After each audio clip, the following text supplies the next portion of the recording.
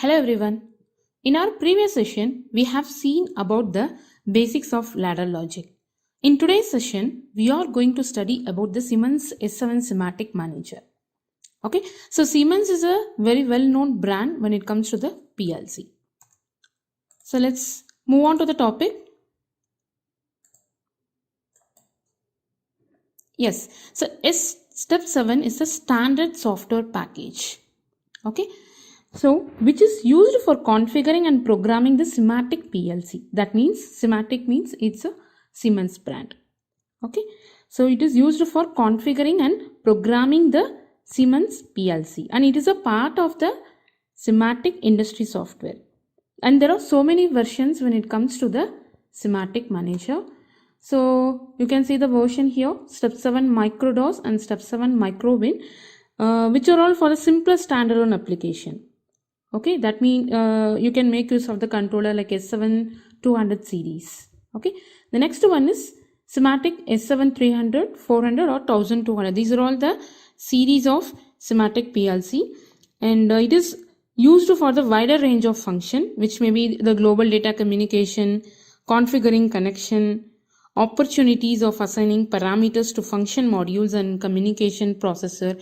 Like that, it is having a wide range of functions. Okay, and in this course we are going to study about Simatic S7 series 300. Okay, so 300 is a CPU series. In that CPU series itself we have another kind of series which is called as 313C. It is a CPU type. Okay, so in this course we are going to study all the concepts and examples by using this series only. Fine. And Simatic S7 300 series is a modular PLC. So in the session 2 we have seen about the types of PLC, right? In that we have two types. One is integrated, another one is compact. So this integrated means what? Modular means what? All the components will be present as an individual slot. Okay, like that. 300 series is a modular type PLC where it will be having some rack. In that rack you are going to keep all the components like power supply, CPU, IO modules, like that. You are going to keep all the components in a separate place. Okay, that's what it is, modular PLC. The third point is this CPU. This particular Siemens 300 series 313C CPU is having 24 DI, 16 DO inbuilt. Fine. So for example, for the required project, we are okay with this. We are more enough with this DI and DO and AI and AO means you can proceed with this CPU. Else, if you are in need of more DI or more IOs means you can go with the expansion modules. Fine. So these are all the inputs and output count which are all inbuilt in the CPU. Fine. And moreover, as like others, PLC has a range of individual CPU. Okay, differing in performance, installation, number and type of ports for connection of other device. Each CPU can be extended with other modules of individual digital input, output, analog signals and special modules, and moreover another one is communication interface. Okay, and here by using MPI cable they are making the communication. There are two type of cable. One is PPI, another one is MPI. PPI means point to point interface. MPI is multi-point interface. So by using MPI cable here we are going to make the communication. Fine. So that's it about the basic information about the 300 series. Fine. Now move on to the addressing part. So addressing is very important in PLC because it is used to represent the location of the input and output. So all the inputs and outputs, that may be a digital or analog, whatever it may be, it should have a proper address because that address we are going to represent in a ladder logic. In our previous session we have used the example like X1 as a contact and Y1 as the coil. So X1 we need to give us some address. Same thing for coil also we need to give some address. If we are not giving the address means PLC is failed to detect the location of the IO. That is the main thing. So depends upon the data type only, here addressing is getting varied. So when we are talking about the data type, we are having bool, integer, word, double integer, double word and real. So these are all the main data types we are going to use in the ladder logic. So obviously bool means it is binary, it is going to take a single bit. But when come to integer, word, dint, dword, real, these are all for the analog IOs. So these are all the registers where we are going to store our analog values. So if you are talking about the integer, it is a 16 bit. It will take a 16 bit. So double integer will take 32 bit.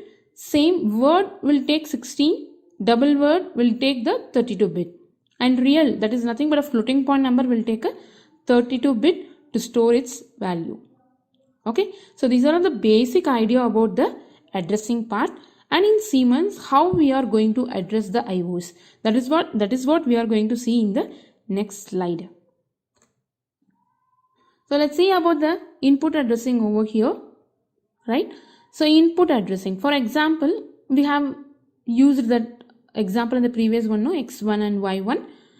So X1 is nothing but a one contact, that is one digital input. So for that we are going to give one address, means we will be taking this I0.0. Okay, so how here they are preferring the address means, here they are splitting the address with a channel. So each channel will have a 8 inputs. Okay, so here there are, if you count it, you will get the 8 inputs over here. Fine. So there are input addressing and output addressing also.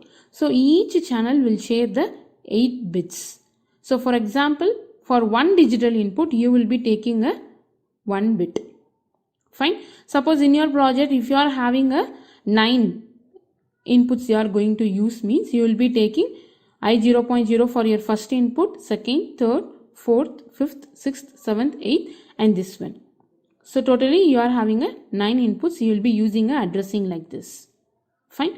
Same thing. I means here input. It is representing the input. Same, can you look out the output addressing? Here we are representing the output with a Q. Fine. Q0.0, Q0.1. So it is like a nothing but a bit. So on the whole, if you look into the all 8 bits is a one channel. That means 1 byte. 1 byte is a one channel. And in one channel we are having a 8 bits. So in one channel or in 1 byte we can take the address of 8 DI. Okay, if you are looking at this, it will be 8 DO. Right? This is for digital IOs. Okay, the same thing we will be using memories obviously in our PLC. So if you are using a memory contact or coil, that will be the indicating as M0.0. Like that, here also per channel will have 8 bits. Fine. So how long it will go means, it will go up to 127 channel. All for input, output and memories, for all it will take up to 127 channels will be there. Fine. And these are all for the digital IOs. How about analog? How about the register address? For example, instead of bit, you are having an integer number. How we are going to store that? Obviously, integer will take a 16 bit, right? We have discussed in the previous slide. Integer will take 16 bit to store the value. So in that case, we will be referring that as MW0. And why I am not using MW1 means, since one channel is having 8 bit, integer will take 2 channel to store the 16 bit. That's what MW0 and MW1 will take a single integer. Fine. For the next integer, if you want to store means, that will go up to MW2 and MW3. Right. Now 32-bit input. That may be output also. Okay. For that we are going to use MD0. That means, see here the next 32-bit will be MD4. That means MD0, 1, 2, 3. So 4 channels will take the 32-bit. 4 8s are 32. That's what the concept is. Fine. So if you are representing the integer with the MW0, automatically it will take MW1 for that. Same here. For the 32-bit representation, if you are taking MD0, automatically it will take 0, 1, 2, 3. So 4 channel it will take to store the 32-bit. I hope you have understood the addressing part. Let's move on to the ladder logic program in the software. So here we are going to use a semantic manager. So I'm going to share the software now.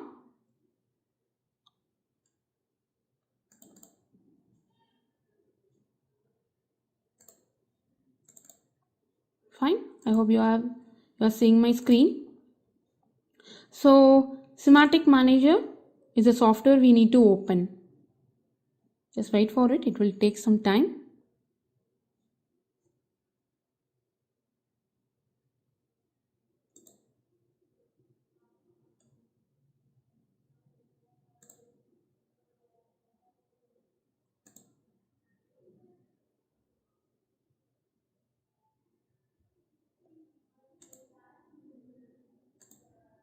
Yes, so it is a semantic manager. Once it get open, go for file, new. So it will be asking you to create a new project. I'm just giving.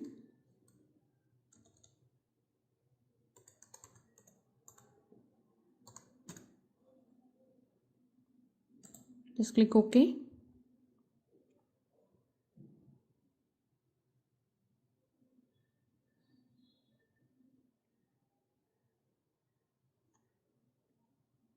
Since it is in a VMware, it is taking some time.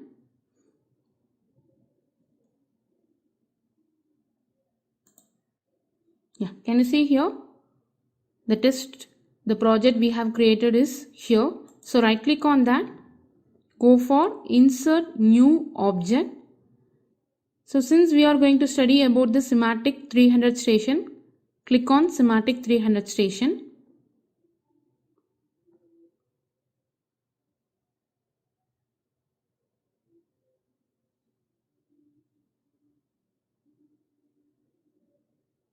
Yes, so it is created. Again, double click on that. It will take you to the hardware option. Again, double click on that. It will take you to the hardware configuration page.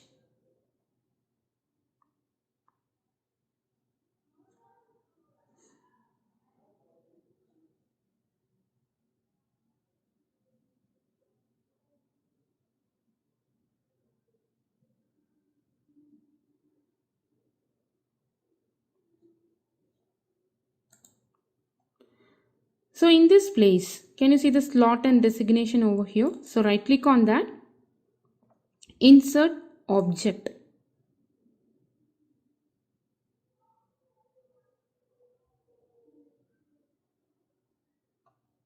So again choose semantic 300. In that select rack 300 and choose rail. We have already discussed that semantic 300 is a rail type, modular type PLC. So modular means obviously it will be having the rail in the back, in a back plane. Okay. So here, see here. So here we are having 11 slots. So in the first slot, usually it will be the power supply, right? So in the first slot, usually it will be the power supply. So you can add here by double clicking or right clicking, insert object. You can choose any power supply, whatever you are having. And the second slot, obviously it will be your CPU. Go for insert object. You are going to see CPU 313 series, C series. You can choose any version. Since it is a simulation, you can go with any version.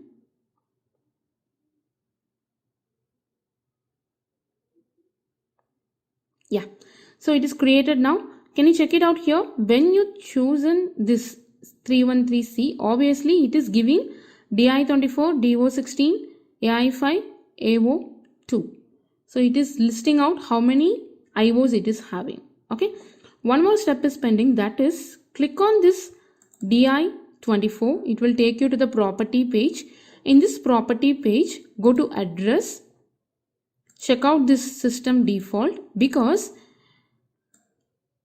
here we need to give 0. It is an optional one only. For example, here if it is 124 is the default one. That means in your program you need to start your IO addressing will be like I124.0. For the next input, I124.1. Like that you need to use. Okay. So I don't want that. I want to start with a 0. So if you give 0, automatically it will take 2. So totally 3 channels.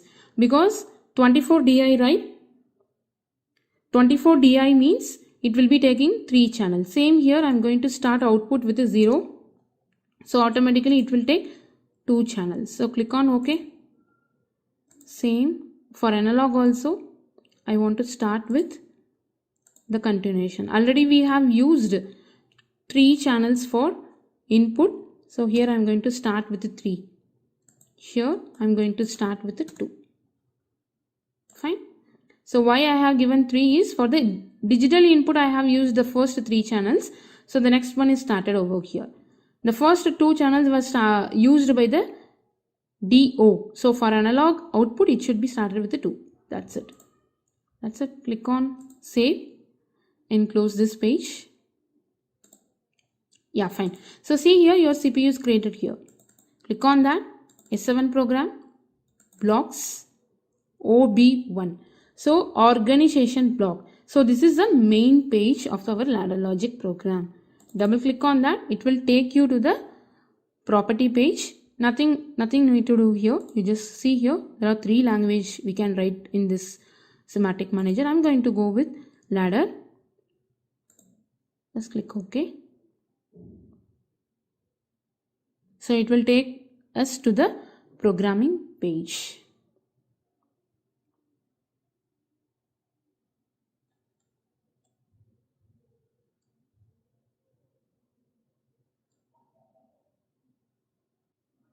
Yeah, so this is our programming page.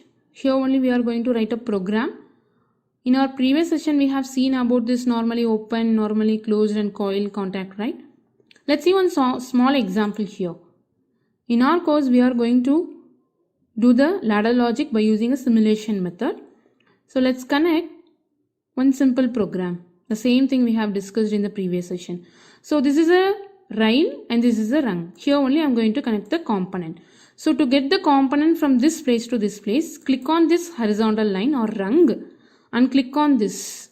So it will be coming. Okay. So for output, if you want, click on this, it will come here. So it is asking a question mark. That means I need to give the addressing. Okay.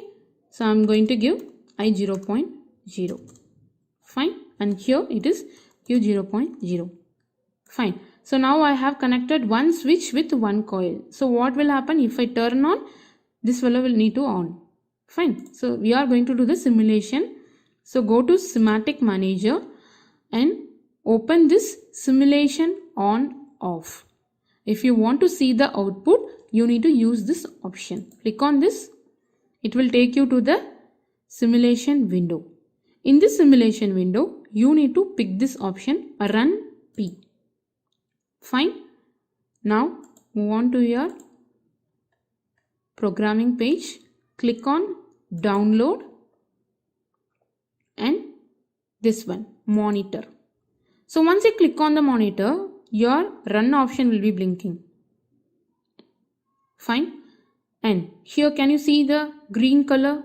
That means power is coming over here and it is restricted by I0.0 because I0.0 I have not turned on yet. So how to turn on this in the simulation? By using the simulation window. So can you see here IB, QB and it is having the 8 check-in boxes. That means it is indicating the first channel. IB0 means it is the 0th channel. Fine. So this one is the I0.0 and this is the Q0.0. For example, here I have used the address called I0.7. I should use this one. Since I have used I0.0, I am going to turn on this. Can you see here? If I turn on, automatically Q0.0 is on. Even you can see the output here. Whenever I0.0 is on, Q0.0 is on. Okay. If I turn off, it is going off. I hope you have understood this concept. Let's try with the normally closed switch also. So to go back to the edit mode, click on this monitor on off and click here, change that to normally closed switch. I'm going to delete this. I 0.0. Fine. And I'm going to do the same thing. Download monitor. When I click on the monitor, automatically output is on. I have not touched the I 0.0, right? Can you see here? I 0.0 is not on, but still Q 0.0 is on. Why it is mean? Because it is a normally closed switch. It is allowing the power supply to enter. That means it is getting the closed loop whenever we are going for the run mode. See here, if I disturb the switch, if I am going to open the switch, automatically it is not getting the closed loop, so output is off. Fine. So this is how we are going to write a program in the Siemens SIMATIC Manager software, and lot more concepts are about to come. Wait for the next session, guys. Thank you so much. Bye.